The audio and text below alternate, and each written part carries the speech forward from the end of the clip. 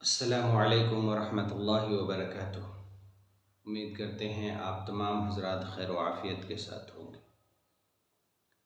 اللہ تعالیٰ سے دعا کرتے ہیں کہ اللہ تعالیٰ ہمارے لیے، آپ کے لیے، تمام لوگوں کے لیے برائیوں سے حفاظت اور برائیوں سے بچنا آسان فرمائے۔ خاص طور پر آج ہم اپنی بات کا ذکر حسد کے بارے میں کریں گے۔ بسم اللہ الرحمن الرحیم۔ قرآن کریم میں حسد کو بہت بری چیز اور ایک بیماری سے تشبیہ دی گئی۔ اللہ ارشاد فرماتے ہیں وَمِن شَرِّ حَاسِدٍ إِذَا حَسَدَ، کہ حسد بہت بری چیز ہے جو انسان کے اندر آ جاتی ہے، پھر انسان حسد کی آگ میں خود اپنے آپ میں جلتا رہتا ہے۔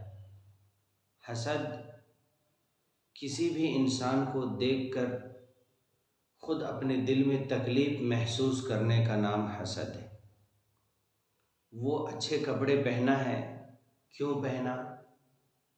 ہمیں کیا ضرورت ہے اس کے بارے میں سوچنے کی؟ اللہ نے دیا وہ پہنا، اس کے لیے ہم اپنے دل میں سوچ کر برا خیال کرنا، اس کو حسد کہتے ہیں۔ ایک شخص اچھی زندگی گزار رہا ہے تو ہم پریشان ہو جاتے ہیں کہ وہ اچھی زندگی کیسے گزار رہا ہے اور کیوں گزار رہا ہے۔ اس کو حسد کہا گیا، اور جب اس چیزوں کو ہم بار بار اپنے دل میں، خیال میں سوچتے ہیں تو پھر اپنے آپ میں ہم ایک پریشان ہو جاتے ہیں اور ایک بیماری میں مبتلا ہو جاتے ہیں جس کو حسد کہا گیا۔ حسد کسی بھی چیز پر کی جا سکتی ہے، حسد اس کے رہنے سہنے پر کی جاتی ہے، حسد اس کے مکانات بنانے پر کی جا سکتی ہے، حسد اس کی گاڑی لینے پر کی جا سکتی ہے، حسد اس کے کھانے پینے کی چیزوں پر کی جا سکتی ہے، جو بہت بری چیز ہے۔ ایک انسان کو اللہ نے دیا ہے، وہ اپنی زندگی خوشی خوشی گزار رہا ہے، تو اس میں ہمیں اور آپ کو دخل دینے کی کیا ضرورت ہے؟ اس کو حسد کہتے ہیں۔ کسی کے بارے میں اس کا تذکرہ کرنا، اسے حسد کہتے ہیں۔ یہ بہت بری چیز ہے کہ وہ گھر بنا لیا، وہ نئی گاڑی لے لیا، وہ اچھے کپڑے پہنتا ہے، وہ اچھے کھانے کھاتا ہے، وہ رائل کی زندگی گزار رہا ہے، بادشاہوں جیسی زندگی گزار رہا ہے۔ اللہ نے اسے دیا تو وہ گزار رہا ہے، اس میں ہمیں اپنے آپ کو جلانے کی کیا ضرورت ہے؟ اگر یہی معاملہ رہا تو محترم بزرگ اور دوستو، یہ ایمان والوں کی شان نہیں، یہ بہت بری چیز ہے حسد، جس کو اللہ پاک نے بھی پسند نہیں فرمایا اور اللہ کے رسول نے بھی پسند نہیں فرمایا۔ حسد ایک ایسی چیز ہے جو انسان کو اللہ سے دور کر دیتی ہے۔ حسد ایک ایسی چیز ہے جو انسان کو اللہ کے لیے نیکی کرنا اس کے لیے مشکل کام بنا دیتی ہے۔ حسد ایک ایسی چیز ہے جو انسان کو انسان سے دور کر دیتی ہے۔ حسد ایک ایسی چیز ہے جو دوست میں دشمنی کے دراڑ پیدا کر دیتی ہے۔ حسد ایک ایسی چیز ہے جو انسان کو اپنے اندر ہی آگ جلا کر راکھ کر دیتی ہے۔ حسد اتنی بری چیز ہے، اور حسد کی شروعات آسمان سے ہوئی تھی۔ کہاں سے؟ آپ نے صحیح سنا، آسمان سے حسد کی شروعات ہوئی تھی۔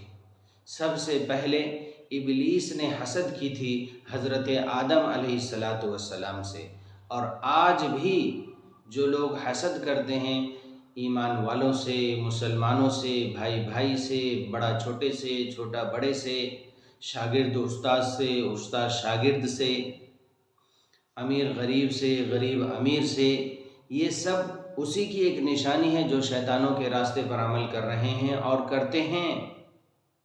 ابلیس نے کہا تھا کہ ہم آدم علیہ السلام کو سجدہ نہیں کریں گے، ہم علم کے اعتبار سے ان سے زیادہ علم ہمارے پاس ہے، اور صفت کے اعتبار سے ہم ان سے اعلیٰ ہے، لہٰذا ہم آدم علیہ السلام کو سجدہ نہیں کریں گے۔ شیطان نے صاف لفظوں میں انکار کیا تھا، تو اللہ تعالیٰ نے ہمیشہ کی اس کی عبادت اکارت کر دی، ہمیشہ کی اس کی عبادت کو اس کے منہ پر پھینک دیا، اور راندہ دربار اللہ کے یہاں سے وہ ہو گیا۔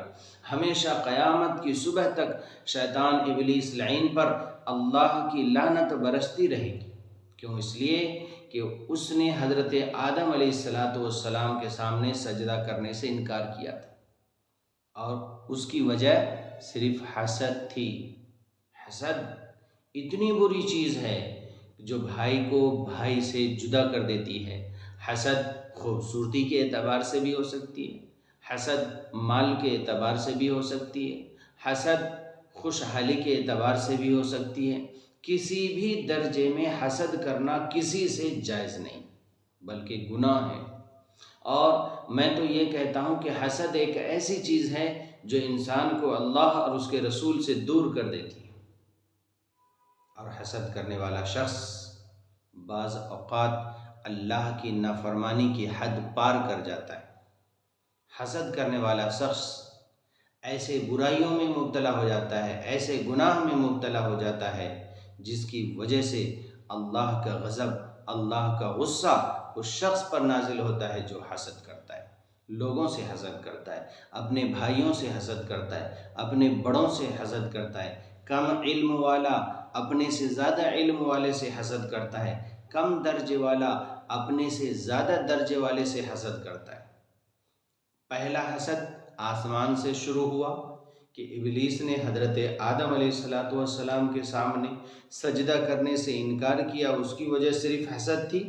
اور دوسرا حسد زمین پر ہوا سب سے پہلے، جو قابیل نے اپنے بھائی حابیل کو قتل کیا، اس کی وجہ بھی حسد تھی کہ وہ اللہ کے فیصلے پر راضی نہیں تھے، اور اس نے اپنے دل میں حسد کو جگہ دی، اور حسد کے بنا پر اپنے بھائی کا قاتل بنا، اور حسد کی وجہ سے ہمیشہ کے لیے وہ گنہگار ٹھہرا اللہ اور اس کے رسول کی نظر میں۔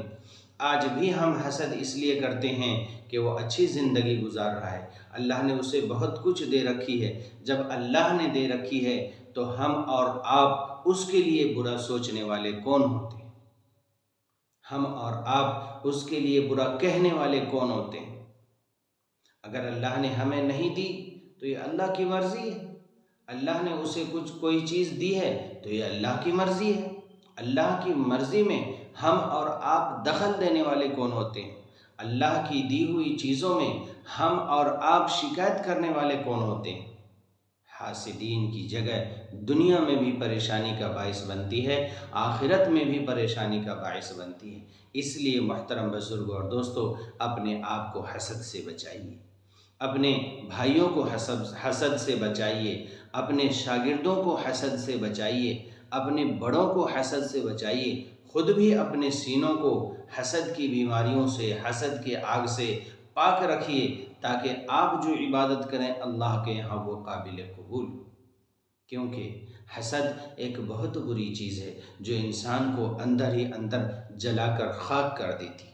محترم بزرگوں اور دوستو، اللہ تعالیٰ سے دعا کرتے ہیں کہ اللہ تعالیٰ ہمارے چند کلمات کہے ہوئے کو قبول فرمائے، اور جو بھائی بہن ان چیزوں میں مبتلا ہے، حسد اپنے سینے میں دفن کیے ہوئے ہیں، دوسروں کے لیے برا چاہتے ہیں، تو ان چیزوں سے توبہ کر لیں، اپنے آپ کو اللہ کی دی ہوئی نعمتوں پر راضی کر لیں کہ اللہ نے اسے دیا ہے، یہ اللہ کی مرضی، اللہ نے ہمیں نہیں دیا ہے، یہ اللہ کی مرضی۔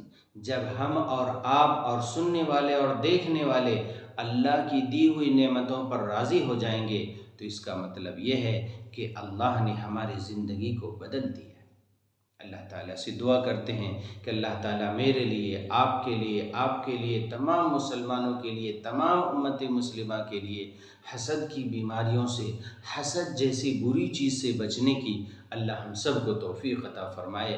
اللہ کہنے سننے سے زیادہ عمل کرنا آسان فرمائے۔ وآخر دعوانا ان الحمد للہ رب العالمین۔